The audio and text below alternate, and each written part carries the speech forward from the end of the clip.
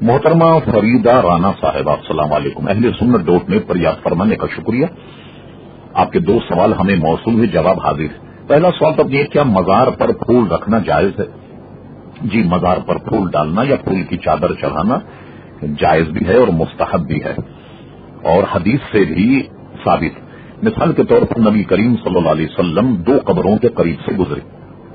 آپ نے کھجور کی تر شاخ لی اور اس کے دو حصے کیے، ایک اس قبر پر رکھی، ایک اس قبر پر.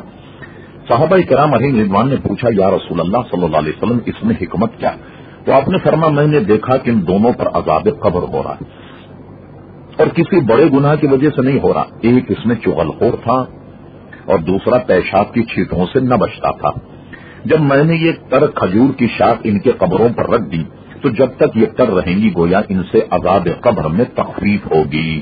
آپ نے دیکھا کہ یہ شاخ جو ہے تر ہونے کی وجہ سے عذاب میں تخفیف ہوگی. اسی کو شیخ محقق شاہ عبدالحق محدث دہلوی رحمۃ اللہ تعالی علیہ مشکات شریف کی شرح میں اس حدیث کو لکھ کر یہ بتایا کہ اس حدیث سے ثابت ہوا کہ قبر پر پھول ڈالنے کی اصل یہ حدیث ہے. اسی طرح ایک صحابی ہیں حضرت بریدہ رضی اللہ عنہ نے ارشاد فرمایا کہ میرا جب وصال ہو تو میری قبر پر کھجور کی تر شاخ رکھنا. تو پھول وغیرہ اس لیے ڈالے جاتے ہیں کہ وہ تر ہوتے ہیں اور وہ اللہ کی حمد و ثنا کرتے ہیں اور اس سے عذاب قبر میں تخفیف ہوتی ہے. یہ اہل سنت و جماعت کا مذہب ہے. دوسرا آپ نے پوچھا، کیا قبر مزار پر ہاتھ لگانا جائز ہے؟ جی ہاں، اگر برکت کے لیے کسی اللہ تبارک و تعالیٰ کے ولی کی قبر پر ہاتھ لگانا ہو تو اس کی صورت یہ ہے کہ جس کو اپنے زمانے کے بہت بڑے علامہ حضرت علامہ عبد الغنی نابلسی رحمۃ اللہ تعالی علیہ اس کے بارے میں فرماتے ہیں کہ مزارات پر دونوں ہاتھ رکھنا اور اولیاء کرام کے موضع سے برکت طلب کرنے میں کوئی حرج نہیں. جامع الفتاوی میں ہے کہ قبروں پر ہاتھ رکھنا نہ سنت ہے نہ مستحب، لیکن ہم اس میں کوئی حرج نہیں دیکھتے.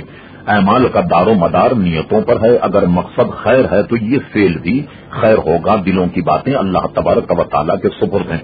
کیا مطلب؟